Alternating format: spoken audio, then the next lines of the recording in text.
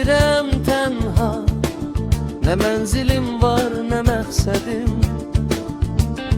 Bir flanıram mən, şəhər mənim kitabım, küçələr açılmamış səhifələr.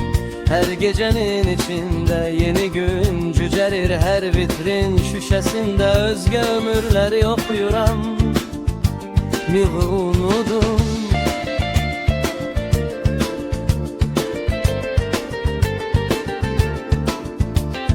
Başqasının romanında fasilə verirəm, bir qadın tələsir evinə, yoxsa tənhalığına, çantasından sallanan çörək bugünün yorğun zəfəridir.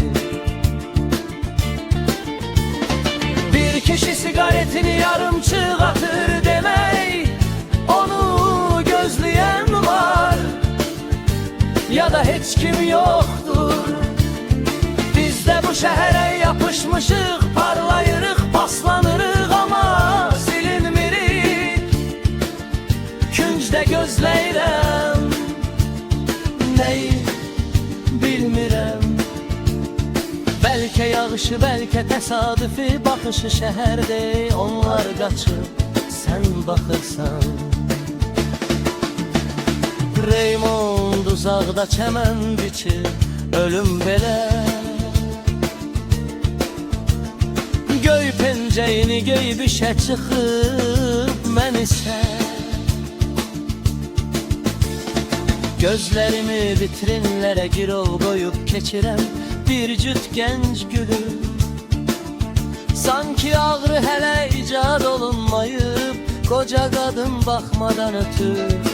Çünki bəzi xatirələr yıxmaz, yandırar, enginar kimi açılır yaddaş, qat qat.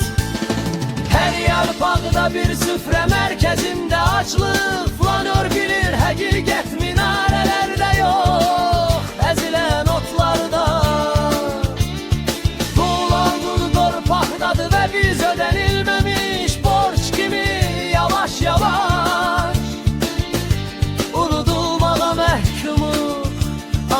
izimiz qalacaq. Qumdakı əl izi qədər, keçid içində kainat qədər sonsuz.